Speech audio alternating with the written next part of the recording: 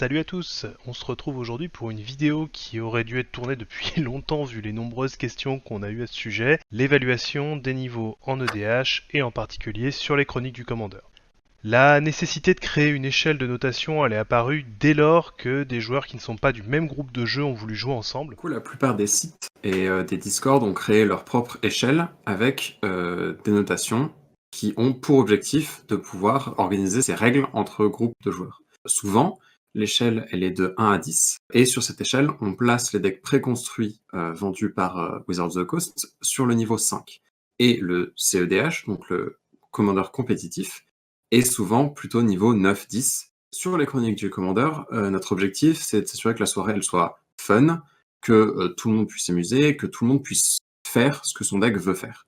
Et du coup, on va souvent parler entre des niveaux 6 et 8.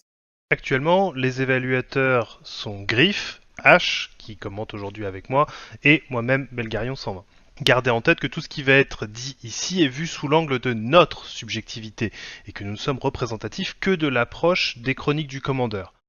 Et du coup, on va voir les points de différence de niveau du deck à travers le choix du commandant, la stratégie globale, la base de mana, est-ce qu'il y a des combos ou non, combien il y a de tuteurs qui vont aider à trouver ces combos ou ces cartes importantes. On va commencer par le choix du commandant et ce qui va forcément définir un petit peu la stratégie globale.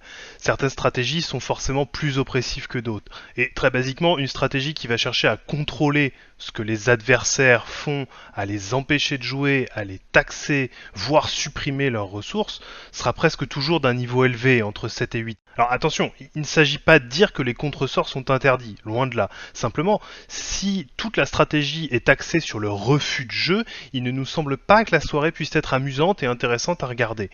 Il existe quantité de stratégies différentes en EDH, il est donc assez simple de se limiter à celles qui permettent à tous de jouer à la table.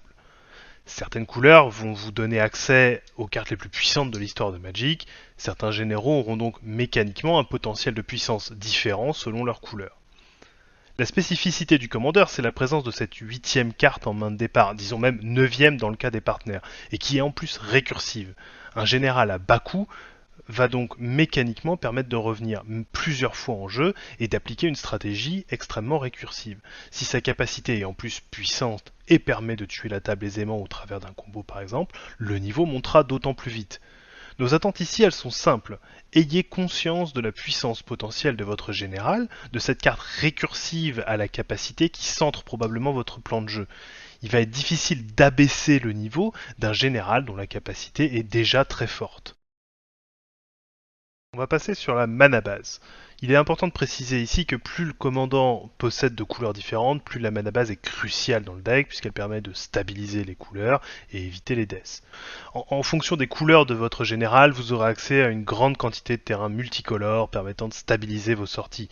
Ces terrains pourront arriver dégagés, systématiquement, dégagés sous condition, ou engagés.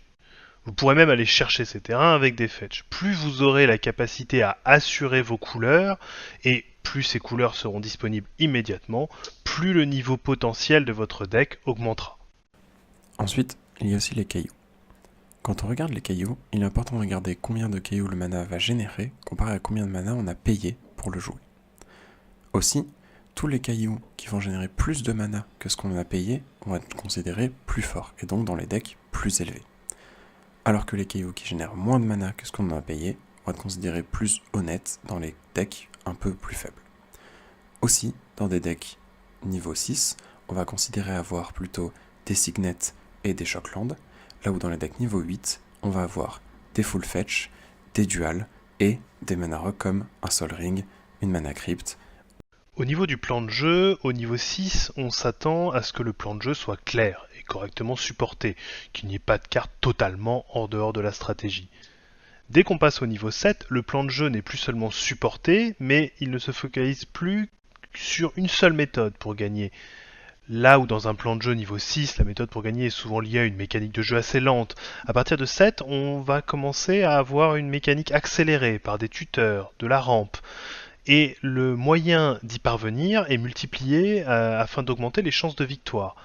Quand on arrive au niveau 8, il n'y a plus de déchets entre guillemets, il n'y a que des cartes qui vont être plutôt optimisées avec le reste du jeu. plus le niveau va augmenter, plus la vitesse d'exécution du plan de jeu va augmenter aussi. Au niveau 8, on considère qu'il peut être mis en place à partir du tour 4 ou 5 régulièrement. Dans tous les cas, certaines interactions avec la table sont attendues, que ce soit pour limiter la progression des adversaires ou la protection de votre plan de jeu. On va ensuite passer sur le point combo. Alors, il est fort probable que vous ayez envie de rentrer des combos dans votre plan de jeu. Faut bien finir la partie à un moment, on est tout à fait d'accord là-dessus. Mais avant tout, je pense qu'il est important de définir ce que c'est une combo, à ne pas confondre avec une synergie. Une combo est une combinaison de deux cartes, permettant de deux cartes ou plus d'ailleurs, permettant de tuer un ou plusieurs joueurs instantanément, ou de gagner la partie avec des conditions alternatives, automeule plus racle de Tassa par exemple. Dans un deck de niveau 6, une combo à 3 ou 4 cartes disponibles dans votre deck sera probablement acceptable. Par ailleurs, il faut que cette combo soit relativement lente à mettre en place et ne permette pas d'être sortie rapidement et si possible n'incluant pas forcément le commandant. Globalement, une combo impliquant votre général, carte toujours disponible, mettra assez rapidement le deck vers 7. Si elle n'implique pas le général mais est dépendante de 2 cartes seulement et assez lente, elle portera également le deck vers un niveau 7. Un combo à 2 cartes dont l'une est de votre général ne sera adapté qu'à un niveau 8. Surtout si l'autre carte est redondante, c'est-à-dire que plusieurs cartes dans votre deck ont ce même effet. Et pour obtenir ce même effet, on va pouvoir parler des tuteurs, puisqu'on est dans la ligne directe de ce sujet, et si vous vous donnez les moyens d'aller chercher les pièces de votre combo, vous en augmentez la redondance, et donc la puissance. Plusieurs types de tuteurs existent, suivant ceux que vous choisissez, vous pourrez passer un petit peu d'un niveau à l'autre. S'il nous semble acceptable que dans un deck de niveau 6, on retrouve des tuteurs dont le coût est relativement élevé, il va être beaucoup plus difficile d'accepter d'avoir le cycle des tuteurs à 1. Il est toujours intéressant de pouvoir aller chercher une réponse spécifique à une menace à la table. Quel que soit le niveau, les tuteurs, c'est parfaitement raisonnable. Ce qui va pouvoir faire passer un deck à niveau 7, voire 8, c'est la multiplicité des tuteurs. Au final, j'espère que ces quelques éléments vont vous permettre de faire des choix de plans de jeu et de cartes qui éviteront de voir votre deck recalé à une soirée, ce qui génère une frustration dont nous sommes parfaitement conscients. Je rappelle aussi à nouveau que tout ce qui a été dit jusque-là est parfaitement subjectif dans notre esprit, c'est-à-dire que c'est vraiment lié à notre Discord et nous n'avons pas pour objectif de vous donner une note à votre deck qui sera exploitable ailleurs. On sait aussi que ça peut être très frustrant de jouer des cartes un peu moins bonnes dans votre deck pour se mettre à niveau. Mais on considère aussi que ça peut être une ouverture vers d'autres lignes, d'autres cartes que vous n'auriez pas forcément jouées en temps normal, et c'est aussi l'intérêt d'un format éternel à forte variance comme le commandeur. Faut pas oublier que le but des soirées de mardi, c'est non seulement que les joueurs s'amusent, que ce soit vous ou les autres, mais aussi pour que les spectateurs passent un bon temps à regarder. Et donc il est primordial que les decks aient un niveau équivalent, c'est-à-dire que chacun puisse jouer son deck, chacun ait sa chance à la table, et que on arrive à des dynamiques et des moments de play où tout le monde peut gagner. C'est donc important de discuter avec le groupe de jeu avant de venir à la table, et aussi c'est pour ça qu'on vous invite à nous rejoindre sur notre Discord, nous montrer vos decks pour qu'on puisse vous parler de ce qu'on en pense. En tout cas, merci d'avoir regardé cette vidéo. N'hésitez pas à nous suivre durant nos streams du mardi en commandeur multijoueur justement sur Cocatrice, du jeudi en duel commandeur et du dimanche matin pour construire ces decks commandeurs. Rejoignez notre Discord pour vous inscrire, participez à ces streams, suivez-nous sur Facebook et Twitter pour être informés de nos dernières actualités et j'espère qu'on vous verra bientôt sur nos soirées. Salut! Salut!